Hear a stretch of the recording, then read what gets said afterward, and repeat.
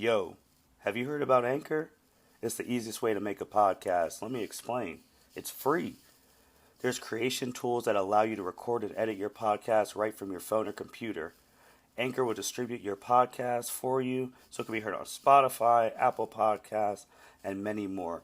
You can make money from your podcast with no minimum listenership. It's everything you need to make a podcast in one place. Download the free Anchor app or go to anchor.fm to get started.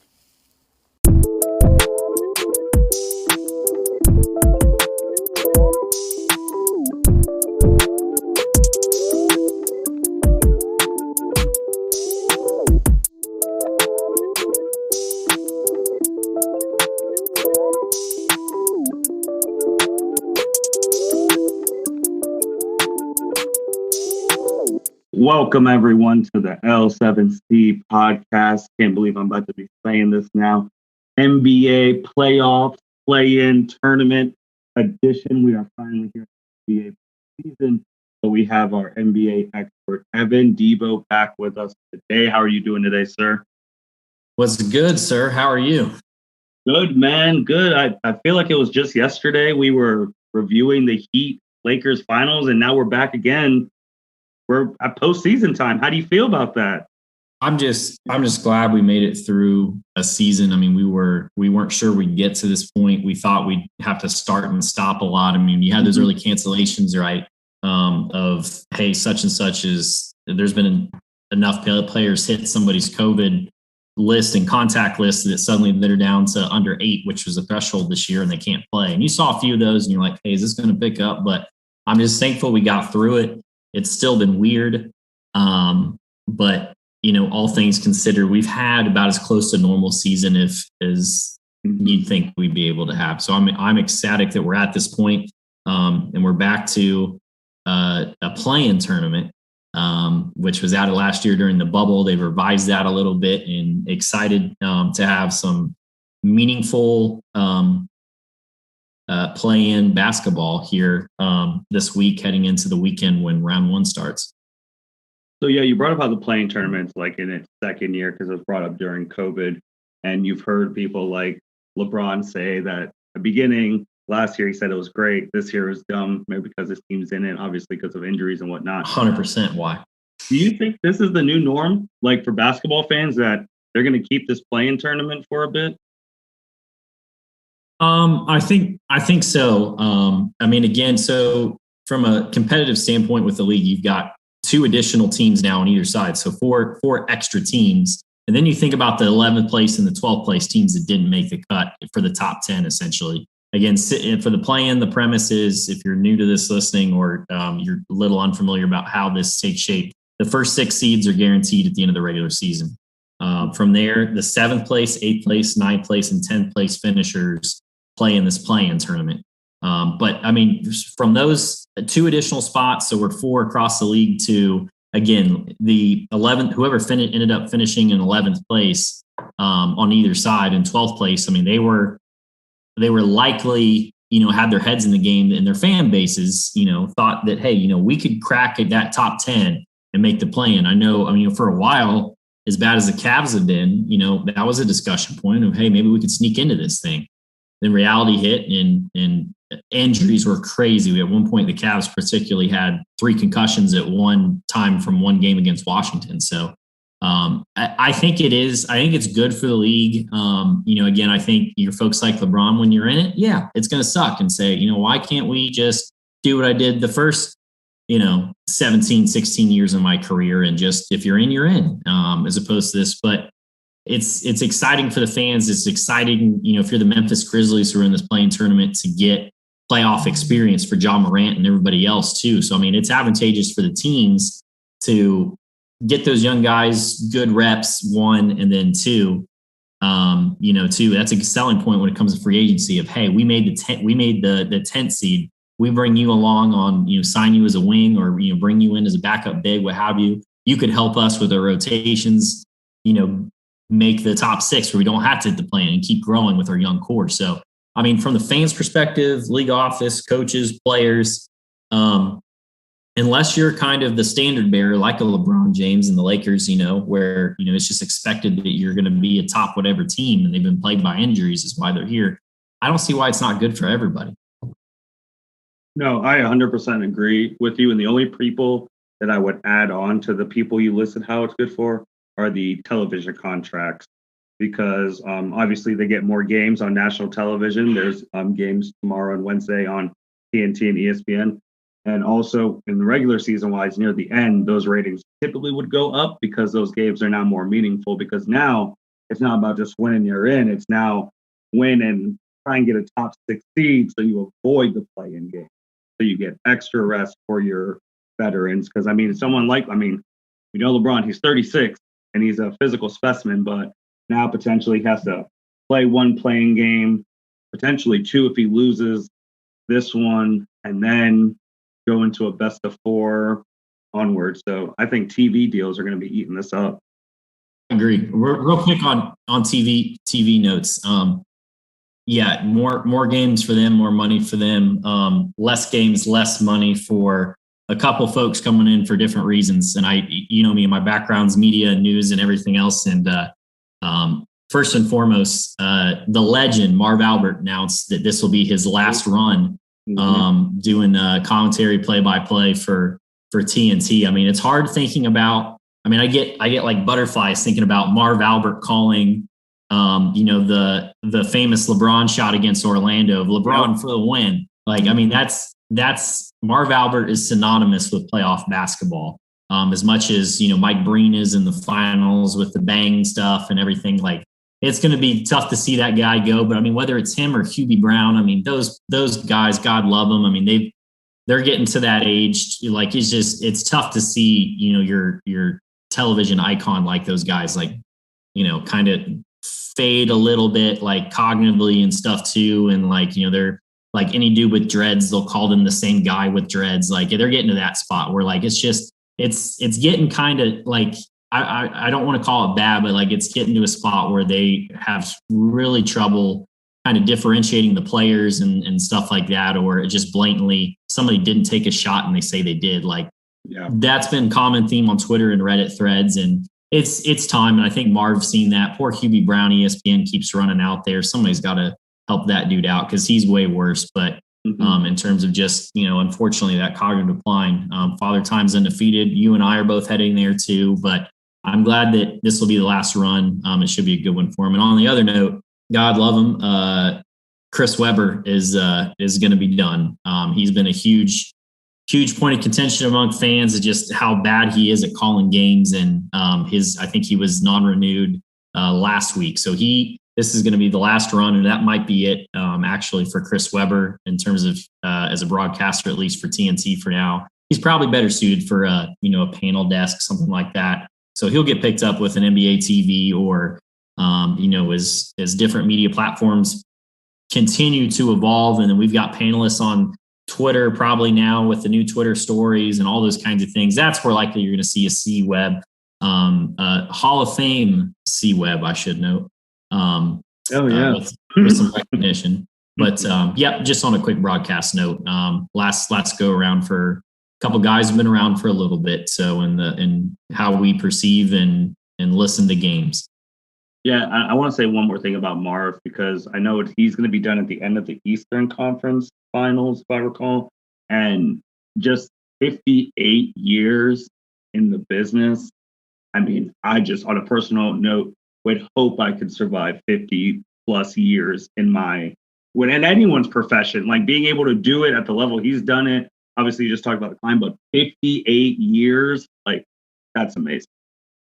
Started in 1963. He's been with Turner for 22 years, 19 as NBA play-by-play announcer. You're right. That was a total number. His signature, yes, on the call, just absolutely amazing. He turns 80 years old next month. He's covered, in addition to basketball, football, and boxing, and hockey, baseball, and tennis. What a legend. It's going to be, just as I recall, kind of what we did with John Madden and Al Michaels and some of those guys. He's Brent Musburger. He's right up there with those. So, Martin, let's dive into the tournament, man. What do we got matchup wise? All right, what we got matchup wise.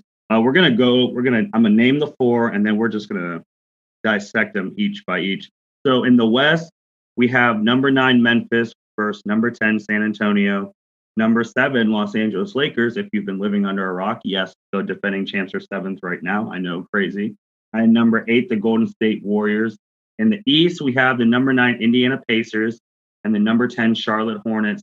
And we also have the Boston Celtics. Yes, the Boston Celtics are also the 7th, going against the number 8 Washington Wizards. So we are going to go switch it to the West, and we're just going to talk about the big one that everyone's hopefully going to be watching. Los Angeles Lakers versus the Golden State Warriors. They are the last playing game. They are Wednesday at 10 o'clock. And Evan, before we even dive into that, as a media person, I already have a problem with that. Why is the biggest game on at 10 when most people on the East Coast are going to be asleep? I know you might push through a half. I'm going to try and push through as much as I can. I struggle with staying up late with these on. I struggle with these. I'm right there with you. It's why have those teams play that late? And that's hurt. I think that's hurt a lot of former, a lot of current Cavs fans, that watch LeBron all these years. I know I've struggled with watching a lot of his games. When you get that 10:30 Staples tip, or if they're playing anywhere else in the Pacific Northwest, like that's tough to stay up for. I'm right there with you. Especially on a weekday, like it's on Wednesday. That means you have to go to work on Thursday. I can do them if they're on the weekends, but typically on the weekends their games are earlier. So, but it's Wednesday night. I struggle with the weekends even. Oh yeah, well, that's what you gotta prepare for LeBron games these days. But yeah, man, Lakers Warriors. It's another chapter in the LeBron Steph play. Well, most of the times it's been in the finals, obviously Cavs Warriors, but now it's in the playoffs. And LeBron and AD, they were gone for injuries. For anyone who didn't know, that's why the Lakers dropped to 7th, because both their top 2 players and Dennis Schroeder have been out for a bit. And when they've been out, they've had inconsistent play. And then the Warriors, who, if people remember, they do not have Klay Thompson. He was out since the beginning of the year. We didn't know if this was going to be another tank job, but then Steph Curry just went out of his mind these last half of the season, reminding us who he is. And we talked about it off recording that there's talk about him potentially being an MVP push, and we can talk about that at the end. But Evan, I don't know if the NBA could have dreamed of a better 7 versus 8 matchup.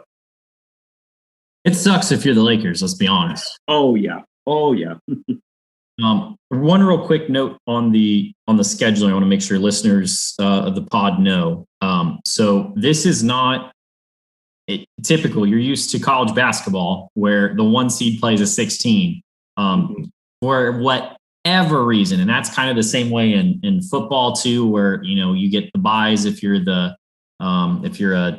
and home advantage and everything else, and you let the lower guys battle it out. So in this case, the 17, so the playing games are the 7 through 10 again. For whatever reason, the 7th does not play the 10th. I hate this. This is bad. I hate this. The Lakers were just on the verge. Now, granted, injuries, everything else, but if you're the Lakers or the Celtics, you were almost good enough to make the top 6. You shouldn't be penalized and have to play the next best team. You should have to play the worst of the 10 teams. Agreed. Of the 10 teams. So I struggle with that. If there's one tweak to add, I hope they look at that. Unfortunately, it's probably going to have to take a huge 10 upset, maybe for somebody with a lot of willpower. I mean, these are your 2 flagship enterprises here in NBA. It doesn't get any bigger than the Los Angeles Lakers and the Boston Celtics with over 30 titles between the 2. Yeah. If one of them gets upset in this by if it's Celtics by Wizards or it's Lakers by Warriors, maybe that conversation will happen. But nonetheless, we have Lakers and Warriors. Yeah, I think that is going to be, one game against Steph Curry. Dude, we know the dude can go off. The dude could go off for 70, all we know. The good thing for the Lakers in the format, just people know, is so again, if whoever wins the 7-8 game, so if the Lakers win or the Warriors win, they are placed as the seventh team. If the loser of that game will play the winner of the 9-10 game for the 8th seed. So if you're the Lakers, like for instance, if the Lakers were to lose against the Warriors, they would not get knocked out entirely. So they would still have an opportunity to play one more. We'll get the 8 seed, and then they'd go in and play the Jazz in the first round, which honestly probably is a good. I think they match up really well against Utah. Not to say that the Suns are a slouch by any means, but anyway, so Lakers and Warriors. I mean, if we're going picks here. I mean, I still expect LeBron and company. I know LeBron's been banged up with that high ankle sprain, and AD's been nursing his way back in. I mean, they're defending champs. Never count out Steph Curry in anything, but again, it's just a matter of Lakers got way more bodies.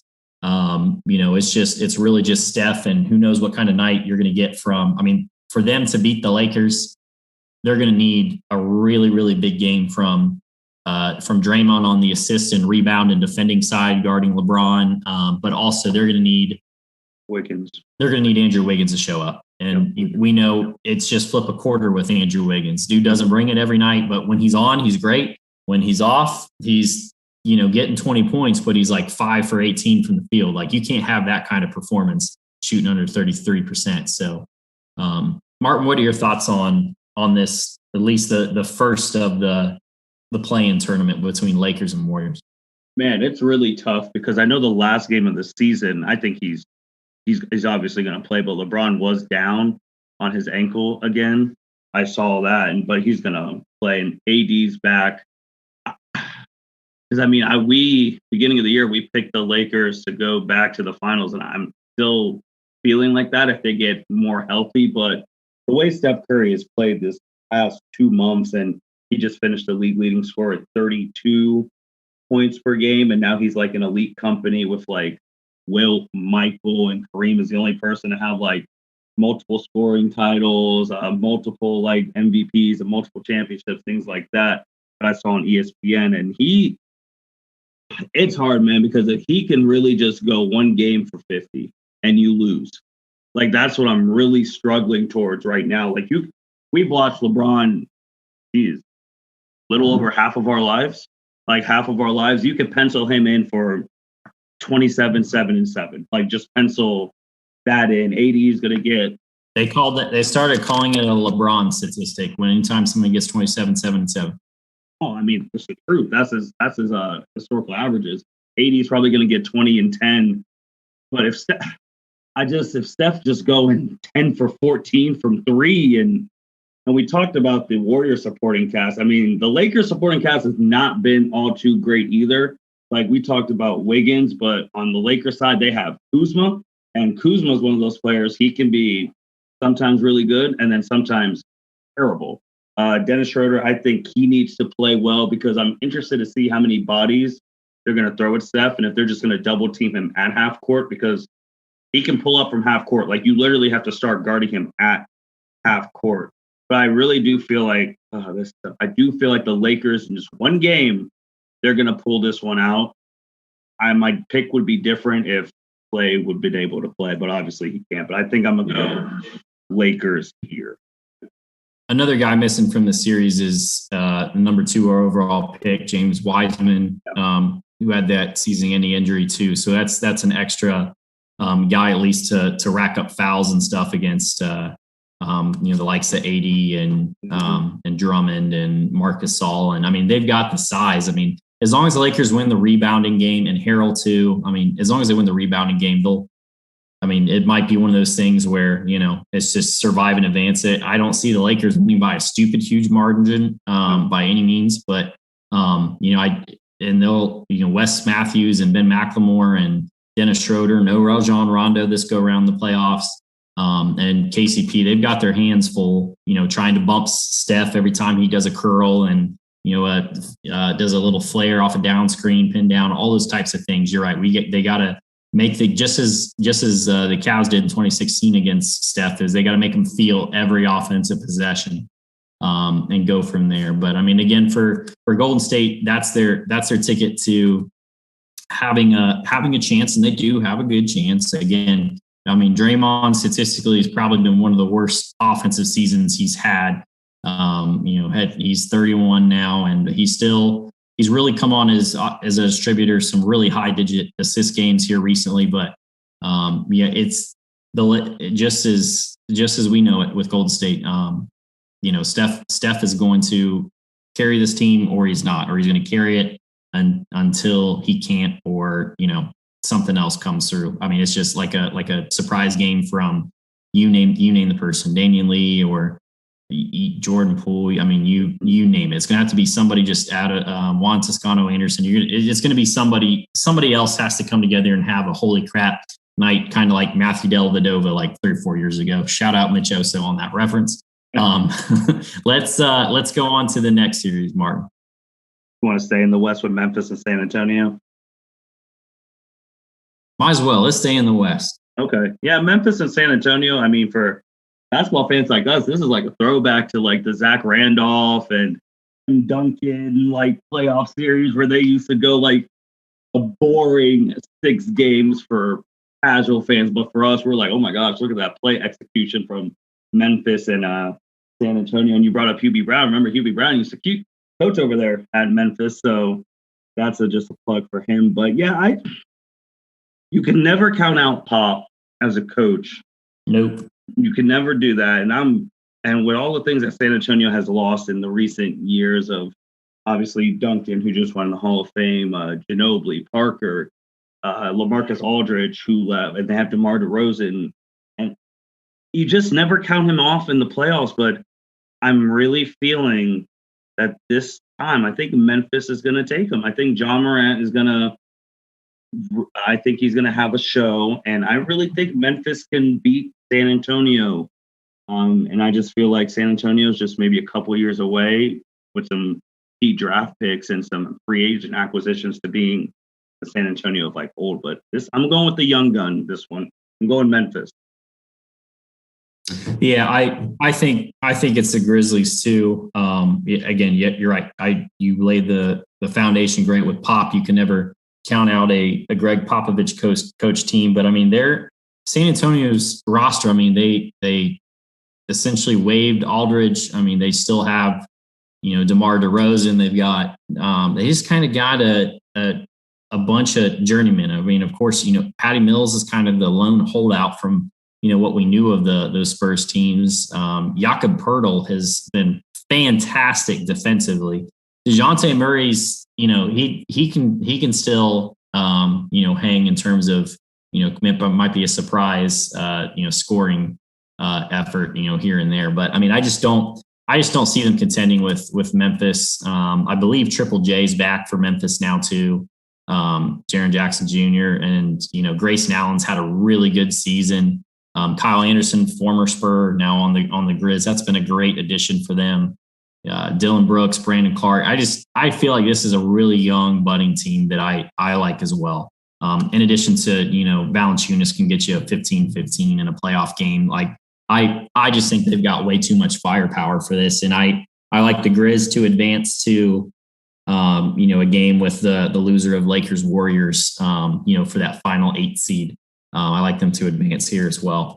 And that will give us Grizzlies Warriors, which just happened a couple of days ago, how the Warriors secured that spot. So that would be a very interesting rematch.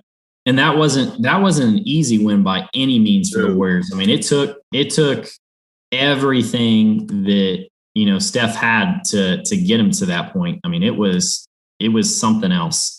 So that final you're referencing happened yesterday against, they won 113-101. I think Steph tried to do the Baron Davis t-shirt up. Oh, the shirt, yep. Yep. He went off for 46, 9, and 7. Wiggins, good contributions, 21. Draymond had 14. Jordan Poole off the bench with 15. But I mean, it was one of those ones where, I mean, Steph had 46, but he shot like 30 times. So like that's the kind of game the Warriors, a couple more shots fall the opposite direction, or they don't fall for Steph, and or they don't get those contributions for Wiggins and they're hurting. But I do like the Grizz as well too, to move into that second game here. So Martin, let's shift things east. Let's look at the Celtics and the Wizards. Just like the Lakers, how obviously they had injuries, disappointed that they're the 7th seed. Boston, I'm disappointed that they're the 7th because they've been a resident. Typically, they've been in the Eastern Conference Finals, I think, like 3 out of the past 4 years, if I remember correctly. And for them to take this drop, obviously, they've lost Kyrie, they lost Gordon Hayward. They've just not been good this year. So I'm actually disappointed that they're this low. And then Washington, I mean, probably my favorite quote of 2020 going into 2021, Bradley Beal saying their defense is so bad they can't guard a parked car. Like, that's been my favorite of this year so far, because they were horrendous. And as we talk about how Steph Curry just went off this second half of the year, especially these past couple months, the same could be said about Russell Westbrook, who has gone off the second half of this year. Obviously, he just broke the most triple doubles in NBA history, and he's averaged a triple double for the 4th time in his career, which is insane. And I personally think right now Washington is dangerous.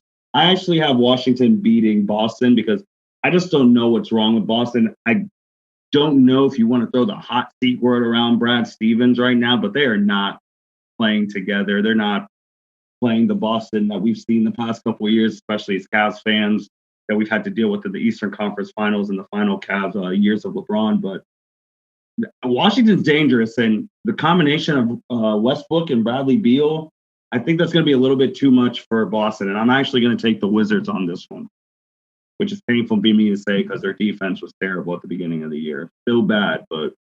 Yeah, I mean, I think I'll be honest. I think this is a toss-up because of how well Washington's been playing, and Boston's just kind of, I mean, they're just apathetic. I mean, the Cavs hurt themselves in draft stock, but I mean, they laid the 2x4 to them last week at home, and I mean, should not have been in that game. I mean, Washington just didn't care to show up. But you're right. I mean, I was ready to write off this team and was like, man, like, what are they doing with I thought the Rockets made out better getting John Wall based on what we'd seen out of Russell Westbrook. And it took some time for them to get up to speed with Scotty Brooks and reconnecting there with Russell Westbrook. But, they figured it out and it clicked. Bradley Beal, shout out Bradley Beal. Dude's been thrown in 7,000 fake trades. Obviously a great asset anybody would love to have. But that guy, if you give me one guy who's like the definition of professional in the league, it's Bradley Beal. Just a consummate pro through and through, level-headed. We're going to work through this. We're going to work through this. And then the trade happened. And then, afterwards with the injuries, and then Westbrook missed some time. I mean, it's amazing where this team finished. They're definitely coming on strong. And then, I mean, a kind of throw in the trade that, they had of sorts. Daniel Gafford's been playing out of his freaking mind, man. He is every bit of why. I mean, he's averaging on the season just 7 and 4 or something. But I mean, he's been a really great screener up top for the guards. He's been a really great pick and roll option for Westbrook. I mean, he's been phenomenal, and Brad Beal too. I mean, this guy's been playing out of his mind as a part of the Bulls trade, I believe, with the Magic. But he's been phenomenal.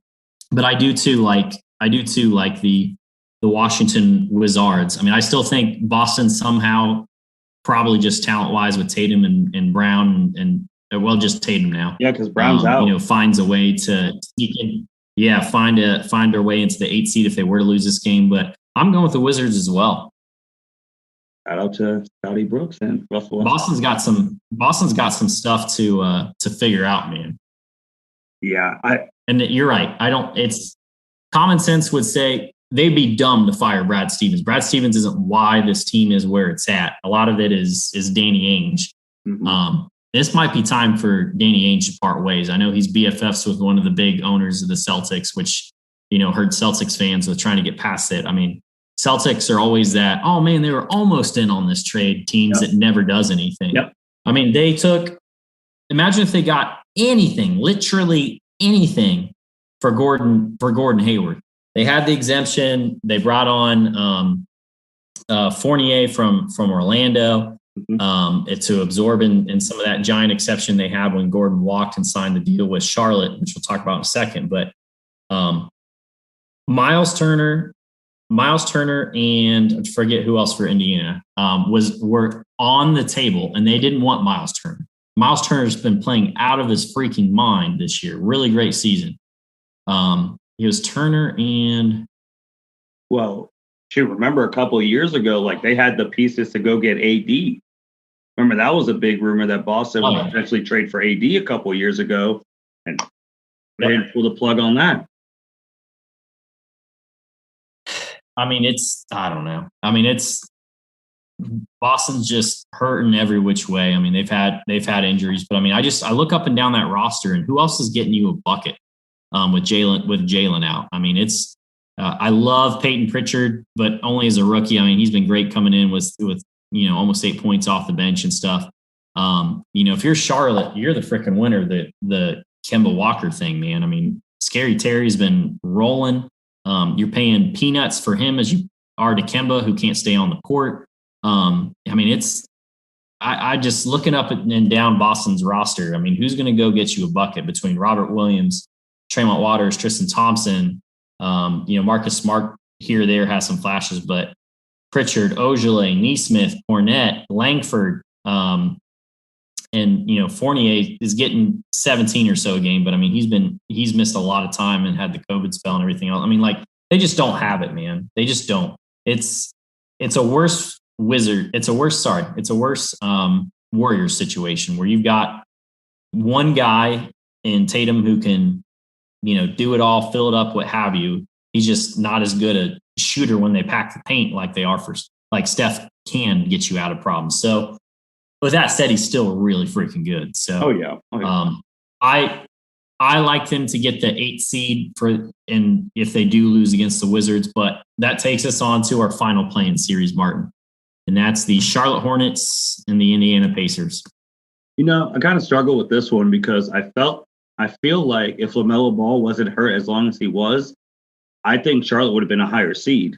Maybe still in the play-in game because remember when he was there, like he has impressed me so much this year. Lamelo, when fully healthy, and the way that team goes with Scary Terry, as you already mentioned, Gordon Hayward, Miles Bridge, like they can run and gun, and I think they're actually going to be pretty scary in this one. No disrespect to Indiana, but from a fan's perspective, I kind of want Charlotte to win just because I actually do like watching Lamelo Ball play, and I do think that they can beat Indiana in a one-game thing. What do you think?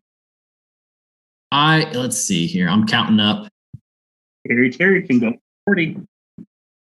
He can go. I mean, I love the direction the Hornets have been going this year. I'll be honest. I'm very much in the Indiana Pacers camp on this. Heading into this game, yeah. The Hornets are sliding into this play-in. They've lost 6 of their last 7. Notably, all the playoff teams, with the exception of the Pelicans. They did beat the Magic pretty handily by 10. Bad loss to the Bulls by 21 on May 6th. And then they beat the Magic, and they lost to the Pelicans, Nuggets, Clippers, Knicks, and Wizards in their next 5 games. So I mean, they're not in a good way. And you're right. It's just too many question marks. I think it's just, there's a lot of question marks, and that's nothing to take away from LaMelo and what he's done. And I mean, rookie of the year and just phenomenal. But this team is also really, really bad without Gordon Hayward, and they haven't had him, for a decent chunk here and there. So that's hurt some of their continuity. But looking at some of the guys still, on the Indiana Pacers they're still proven guys. I mean, Jeremy Lamb's a vet wing. That's not a guy who's going to win you a ball game, but that's a guy that you can look out and say, hey, I need you on, Bridges for a good chunk of the game and hold his own against him. But, look at TJ McConnell, who's really struggled with him. But I mean, that's another vet guy to handle your offense coming into the second unit. But I mean, Brogdon, Karis LeVert, Sabonis, and Turner, themselves, and obviously TJ Warren lost for the year. That's enough for I'm like, ooh, this is a team that's not only going to win this game, but I think could well beat Boston. I'm not going to say they're going to beat Boston. I think they could beat Boston. I think they would beat Boston because I think if Boston loses to Washington that last game, they're going to be checked out. I think they could be, and I'm going to go back on that in this podcast. I don't think Boston's going to win it. I think that game is so important for the 7 seed that the loser of that 7-8 matchup will lose to the Indiana Pacers. Oh yeah, they'll be done. These guys, whether that's Washington or Boston, I mean, that's how important that game is. And that's, again, the difference of if Boston were playing the Hornets, they don't have to worry about it. Like, that's the difference between them staying in a first-round playoff series and them losing on this format is they don't play the 7-10. They play the 7-8.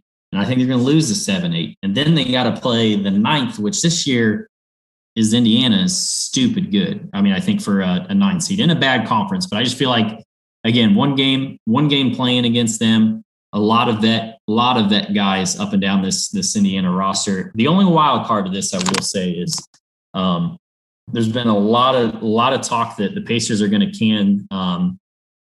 can their coach, who just hasn't had command of the locker room.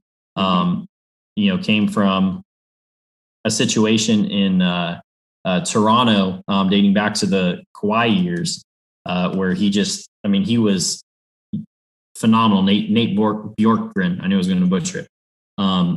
Just phenomenal with how they schemed against the Warriors to, against in the 76ers series and stuff too, that caught them off guard with some of their offensive, sets and pushing the pace and everything else. It just hasn't translated for Indiana. So that's my one thing. I'm kind of like, Evan, in the back of your mind, man, what do you like? This could be somewhat of a hold up of just, I don't know if it's not a buy-in thing, whatever, but I mean, they got to win.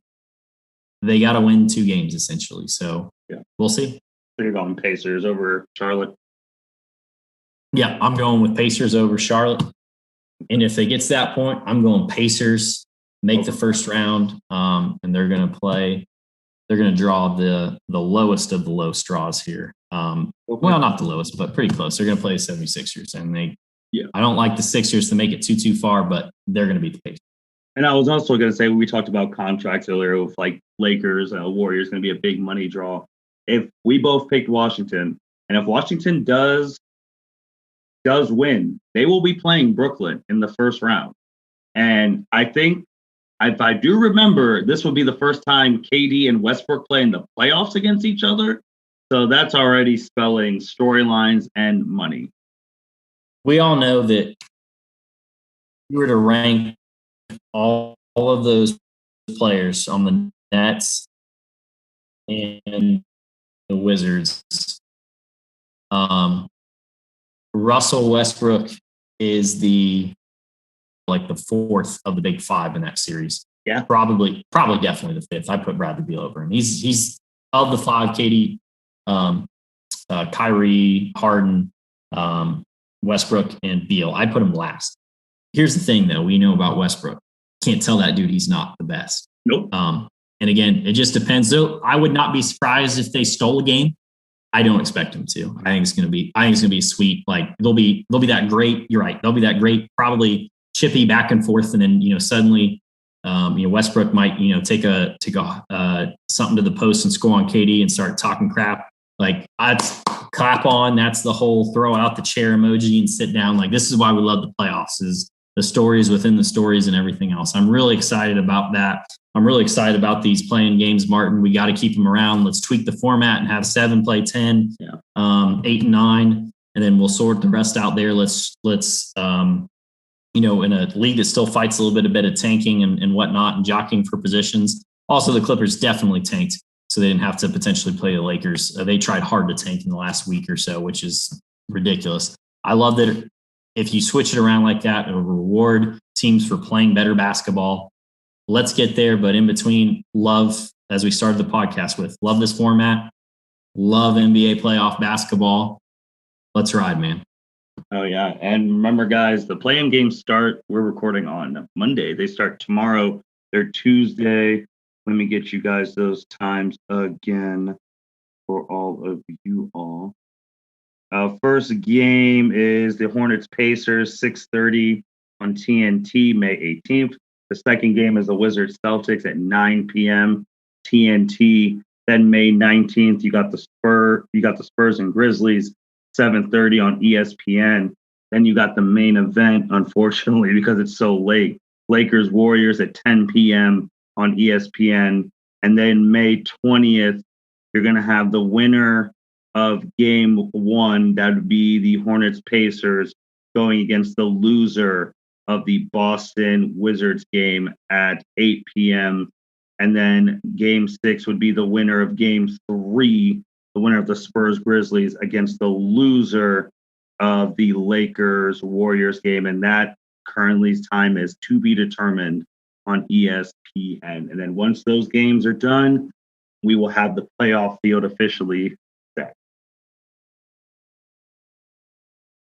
Yeah, I'm excited, man. I really am. Felt like it went by pretty quick. I mean, they've had a lot of national televised games too for people who want to watch those. And now you're going to get basically nationally televised games the rest of the way till the finals.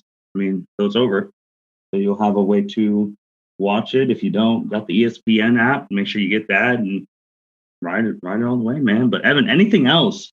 I mean, we talked about Steph for a little bit because LeBron said he thinks he's the MVP of the league. I mean, I personally, when you asked, I said it was too little too late, in my opinion. What did you think? Yeah, we talked a little bit about that last night and this morning. Yeah, it's too late, but man, has it been impressive. Like the history books they'll only say who finished what place. I think Curry could finish too. I know Embiid was in there for a while, but he's missed a ton of games. Like LeBron at best has played, I think, like 45 games only, and he's had a phenomenal year. But what Curry's been able to do, this is in the last 5 seasons. Now, granted, he only played, we can't really count last year. So in the last 4 seasons, this is the second best 3-point percentage shooting clip he's had, just by a margin under his, I think his 16-17. But what a run. It's been so impressive. I think it's unanimous at this point. I think it's Jokic, and man, that guy continues to evolve how the center position is being played. We'll talk full awards as we get deeper into the playoffs on all first teams, maybe MVPs, defensive player of the years, rookie, all those types of things. But last thing I want to say is just what comes with playoff basketball is what I'm excited to have back this year is playing in something other than a bubble and having fans there. That was so weird. Now, granted, like the numbers or whatever, I'm hopeful, maybe midway through the playoffs that your teams with home court and stuff. And again, when they're even the away teams that start a series, when they get their own fans, as the CDC says, you can bring more and more fans in. And recently we've had a bunch of updates in the last week that, hey, if you're vaccinated, it's safer to do. And if there's ways to safely get more people in the building, that can swing a series. That can swing, a lot of, as you get up in the playoffs, and you start playing some of these ones where, you and I are discussing, it's a toss up. Fans make a difference. So fans make a difference there. Fans make a difference here on the L7C. So be sure to like and subscribe, cook those books, unsubscribe, resubscribe. Give us all the points and accolades if you're interested in continuing to listen to us, which by now you appreciate us and the entire LC7 network or L7C network. So the only last thing I want to just touch on real quick. Obviously, the Hall of Fame was just recently this Saturday. And I mean, especially of our childhood, the 2000s was really represented there with KG and Tim Duncan and obviously the late, great Kobe Bryant. I mean, shoot, if you throw in Dirk there, that's literally my whole 2000s. And then like Shaq and like obviously and then LeBron and them come through. But seeing those two go in, obviously the greatest power forward ever, Tim Duncan, who wasn't flashy, just got the job done. Man, if Ray Allen doesn't hit that shot, Tim Duncan is 6-0 in the finals, then maybe people respect him a lot more than they do. Because then we're having where does he really rank in like the top 5 maybe? And then obviously KG, big ticket. He was one of my favorite players growing up because he was that stretch 4 before it became like really popular. So I felt like he was the innovator of that. And then obviously Kobe Bryant, the strength that Vanessa and the family had. Obviously, she gave the speech on his behalf, and MJ was there. with her. So that was really good to see. And it just shows the beauty of the game we love of basketball, man, how we're a basketball community. And ditto to everything Evan said about like, rate, comment, subscribe, keep listening. And to everyone on the L7C network, we're doing good things. With that being said, thank you everyone for listening to the L7C podcast. Thank you, Evan, for being on. I mean, we're going to be right back on in about a week, but going over the first round. And I'm going to be excited because I'm going to just give you a precursor, Evan. I already have a lot of upsets in the first round. So just going to let you know. I got some upsets in the first round because there's some teams after last year. If you've listened to all our things, I can't trust certain teams. So they're getting the bounce in the first round for me. Well, I for one can't wait to see what you have in store for the fate of the Los Angeles Clippers based on last year. So I'm looking forward to that in particular more than anything else you got to talk about. Just trust me. They're I'm gonna have a whole notepad of notes just for them. No one else, just them, because hot darn. They are the playoff Clippers. We are the playoff NBA show here on the network, and we're ready to rock and roll. Let's go. My favorite player, Paul George. But thank you, everyone, for listening to the L7C podcast. You guys take care. Thank you for listening to this episode of the L7C podcast. Be sure to like, rate, review, and subscribe to the channel. Follow us on all social media platforms, and we'll be talking to you guys soon. Take care.